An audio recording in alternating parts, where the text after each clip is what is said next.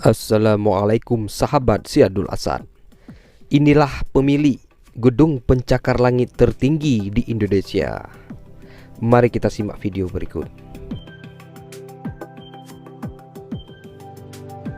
Pencakar langit tertinggi di Indonesia, yakni Autograph Tower, yang menjadi bagian dari kompleks pengembangan mixed use Tamrin Mines, segera rampung.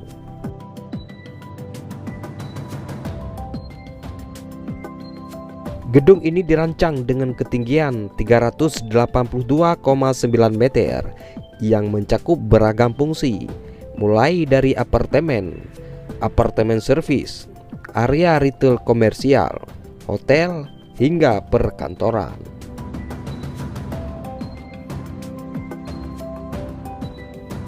Kendati masih dalam tahap penyelesaian, Autograph Tower dianggap sebagai pencakar langit tertinggi di Indonesia karena secara struktural dan arsitektural telah menembus 382,9 meter.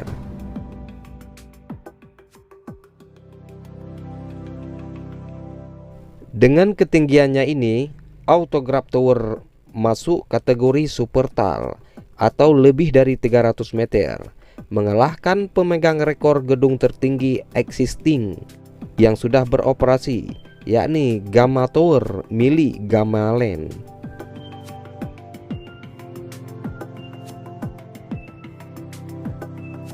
Lokasi Tamrin Mines sangat strategis dan dikelilingi pusat transportasi publik seperti halte Transjakarta yang terkoneksi langsung ke MRT dan komuter lain, sehingga memberikan kemudahan akses menuju Bandara Internasional Soekarno-Hatta.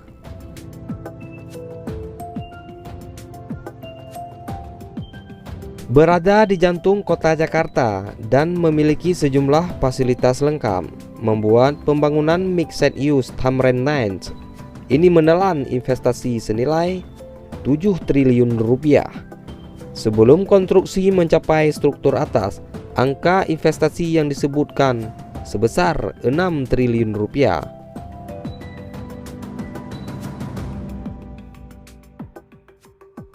Tamrin Mines dimiliki dan dikembangkan PT Putra Gaya Wahana, sebuah perusahaan yang bergerak di sektor properti. PGW didirikan pada tahun 1993 dan dikenal karena gedung UEB-nya yang merupakan salah satu gedung jangkung paling khas menghiasi cakrawala koridor Tamrin. Sukses dengan gedung ini, PGW pun mengubah wajah Jakarta dengan mengembangkan Tamrin Mines. Kawasan ini menawarkan banyak pilihan bagi warga Jakarta, mulai dari tempat tinggal, gedung olahraga, pusat retail dan hiburan, hingga hotel berbintang 4 dan 6. Namun, jauh sebelum menorehkan rekam jejak di sektor properti, ternyata PGW memiliki bisnis inti berupa industri tekstil. Sayangnya, industri tekstil mengalami titik balik dan mengalami perlambatan sejak kurun 2009 hingga kemudian jatuh. Kejatuhan industri tekstil ditandai bangkrutnya ratusan perusahaan tekstil di Jawa Barat dan Jawa Tengah pada tahun 2019. Tercatat 188 perusahaan gulung tikar.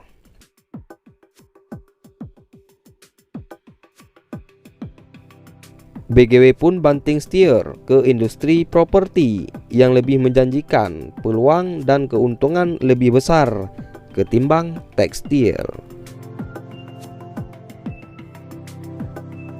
Sosok penting di balik transformasi PGW adalah Alvin Ghazali. Dalam perbincangan saat peresmian groundbreaking Tamrin Mines, dia mengatakan sektor properti dipilih karena sangat menjanjikan. Tekstil sudah redup, sementara properti tengah tumbuh dengan prospek yang sangat menjanjikan. Terlebih untuk properti kelas atas, pemainnya sedikit, pasokan terbatas, tetapi permintaan tinggi, ungkap Alvin.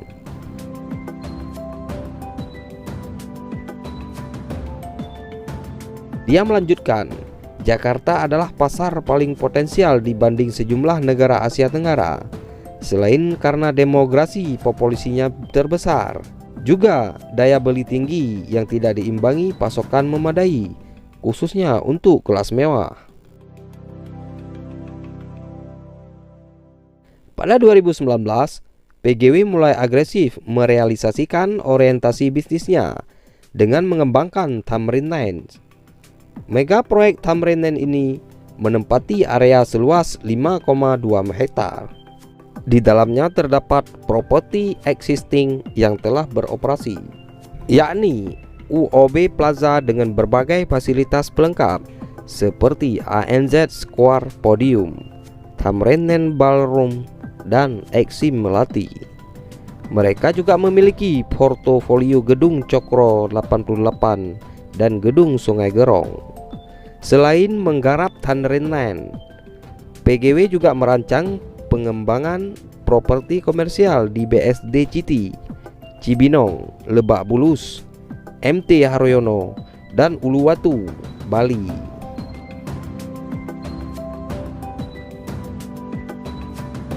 Di Cibinong, mereka telah menyiapkan lahan seluas 20 hektar yang sudah diakuisisi sejak 2012. Di ibu kota Kabupaten Bogor itu, PGW akan membangun apartemen, perkantoran, hotel, ruko, dan pusat belanja. Sementara di Uluwatu, lahan seluas 4 hektar akan mereka manfaatkan sebagai kawasan resort terpadu, lengkap dengan apartemen dan hotel. Sedangkan di BSD Citi telah dibangun hotel bintang 4 dan pusat perbelanjaan.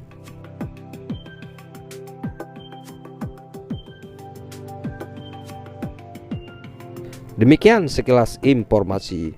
Wassalamualaikum warahmatullahi wabarakatuh.